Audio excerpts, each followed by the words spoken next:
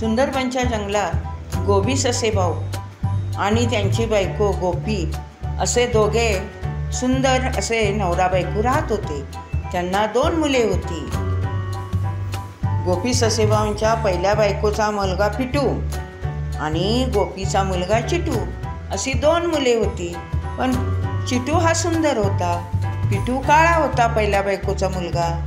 त्यामुळे ते दोघे पिटूचा रागराग करायची, त्याला व्यवस्थित बघायचे नाही, कारण तो काळा आहे म्हणून. सावत्र आई त्याला खूप छळायची.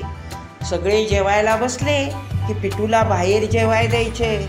जेवणात फक्त गाजर द्यायचे, दुसरे काहीही द्यायचे नाहीत. आणि चिटूला मात्र सुंदर असं पक्वान जेवायला घालायचे. पिटूची आई सावत्र आई खूप काम लावायची. जेवण झाली की सगळी भांडे घासायला लावायची, जंगलातनं फळे आणायला लावायची, घरात झाडलोट करायला लावायची. भरपूर अशी कामे पिटूला लावायची सावत्र आई. त्यामुळे पिटूला खूप वाईट वाटायचं. तो काम भरपूर करायचा, पण आई वडिलांनी गोड बोलावं असं त्याला वाटायचं. पण आई वडील कधीही त्याच्याशी गोड बोलत नव्हते, कारण तो दिसायला काळा होता आणि कुरूप होता. हा त्याचा दोष नव्हता, पण पिटूला खूप वाईट वाटायचं. तो सारखा रडायचा. आई तर सारखी कामाला झुंपायची, जेवणही व्यवस्थित द्यायची नाही, पण काम मात्र भरपूर करून घ्यायची. एकदा सगळे जेवायला बसल्यावर पिटूला बाहेर बसवलं होतं आणि हे सुंदर पक्वान्न आत खात होते. पण पिटूला फक्त बाहेर गाजर दिलं होतं. गाजर खाऊन झाल्यावर पिटू आत आला, बघतोय तर सगळ्यांच्या ताटात सुंदर असं जेवण होतं. त्याला खूप वाईट वाटलं. तो खूप रडायला लागला. शेवटी आई म्हणाली, अरे पिटू, रडायचं नाही. गाजर मिळतंय ते नशीब समज. तू काळा कुट्ट आहेस, तू दिसायला सुंदर नाहीस, आम्हाला आवडत नाहीस तू, पण हे गाजर देतोय ते नशीब समज, कळलं का? जा पटकन भांडी घासून घे सगळी. असे म्हटल्यावर पिटू गप बसला आणि सगळी भांडे घेऊन बाहेर गेला आणि सगळी भांडी स्वच्छ केली, घरातली झाडलोट केली. त्याला वाटलं आपल्या आई सावत्र आहे, ती आपली माया करत नाही.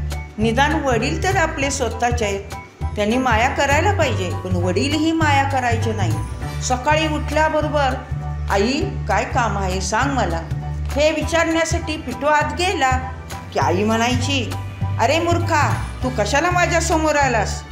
तुझे तोंड बघितले की मला दिवस चांगला जात नाही. असे म्हणल्यावर पिटू खूप रडायचा. वडीलही तसेच म्हणायचे, मूर्खा, माझ्या समोर येऊ नको. बायकोला हाक मारायचे, गोपी इकडे ये ग, या काळ्या मुलाला बाजूला नाही माझ्या तोंडासमोरून. असे सारखे शब्द ऐकून पिटूला खूप त्रास व्हायचा, खूप रडायचा तो. पण सांगणार कोणाला? शेवटी म्हणाला, आई बाबा, मी आता इथं राहणार नाही, मी घर सोडून जातो, मी तुम्हाला आवडत नाही, मी इथं राहून काय करू? आणि खरंच पिटू आई वडिलांच्या पाया पडला आणि म्हणाला, मी आता घर सोडून जातो. एक दिवस तुम्हीच माझ्यावर गर्व करशील, आमचा मुलगा किती हुशार आणि चांगला होता म्हणून. असं म्हणून पिटू निघाला. तो चालत चालत चालत जंगलातनं गेला. बऱ्याच लांब वर गेल्यावर एका झाडाखाली बसला, खूप रडला, खूप म्हणजे खूप रडला. त्याला खूप दुःख झालं. आपल्याला जगात ह्या कोणी नाही, आई सावत्र आहे, निदान वडिलांनी तरी माया करायला पाहिजे, पण तेही नशिबात नाही. त्यामुळे तो खूप रडला. तिथल्या झाडांना, वेलींना आपलं दुःख सांगू लागला. आणि झाडाखाली बसला असताना त्याला एक शिकारी दिसला. तो शिकार करण्यासाठी आला होता. त्याने बघितले पिटूने, अरे शिकारी दिसतोय, पण त्याने लक्ष दिले नाही. तो झुडपाड लपून बसला पिटू. आणि शिकारी पुढे पुढे गेला. थोड्या वेळाने परत शिकारी आला. बघतोय तर त्या शिकाऱ्याच्या पिंजऱ्यात कोण होतं माहिती आहे का? पिटूचा छोटा भाऊ चिटू होता. तो सुंदर असल्यामुळे शिकाऱ्याने त्याला पकडलं होतं. अरे आता काय करायचं, आपल्या भावाला पकडले. हे बघून पिटू घाबरला. आता या आपल्या भावाला सोडवलं पाहिजे. त्याला दया आली. असं म्हटलं, आता काय करावं या विचारात असताना त्या शिकाऱ्याने बिडी पेटवली आणि तो बिडी ओढत बसला. त्याने बिडी ओढून काढी त्या गवतात टाकली. ते गवत वाळका असल्यामुळे त्या गवताने पेट घेतला आणि ते सगळं जंगल पेटायला लागलं. हे बघून त्या शिकाऱ्याने चिटूला पकडलेला पिंजरा तिथेच टाकला. जीवाच्या भीतीने शिकारी पळत निघून गेला.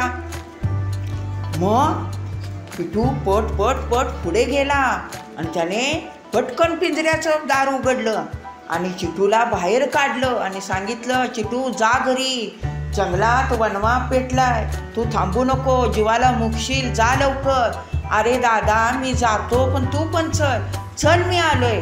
ज्या वेळेला पिटू पिंजऱ्याचं दार उघडायला पिटू गेला त्यावेळेला जाळ भोवती नव्हता. त्यामुळे पिटूला भाजले, सगळे अंग त्याचे भाजले होते. मग चिटू गेल्यावर पिटू बेशुद्ध होऊन पडला आणि त्याच्या शरीराला भरपूर जखमा झाल्या होत्या. मग चिटू पळत पळत घरी गेला आणि गोबी आणि गोपी ससेभाऊंना आणि आईला सांगितलं, आई आपला पिटू दादा जंगलात बेशुद्ध होऊन पडलाय, शिकाऱ्याने मला पकडलं, जंगलाला आग लागली, त्यामुळे पिटू दादा मला वाचवाय आला आणि त्या वाचवण्याच्या नादात तो भाजला आहे, चल आपण जंगलात, चला लवकर त्याला घेऊन येऊया. मग आई वडील चिटू सगळे जंगलात आले. बघत्यात तर पिटू बेशुद्ध होऊन पडला होता.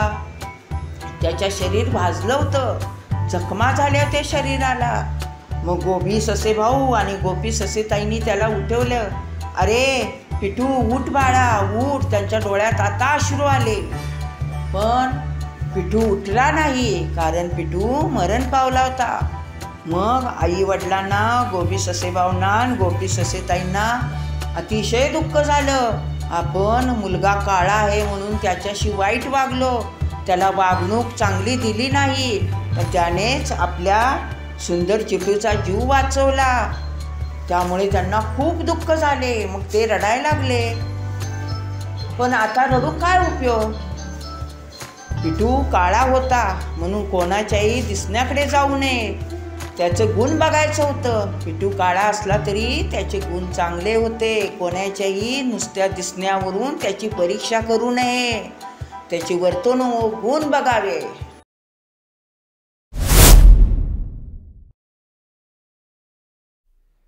हा व्हिडिओ आवडला असेल तर आपल्या आजीच्या गोष्टी चॅनलला लाईक करा, शेअर करा आणि सबस्क्राईब करा.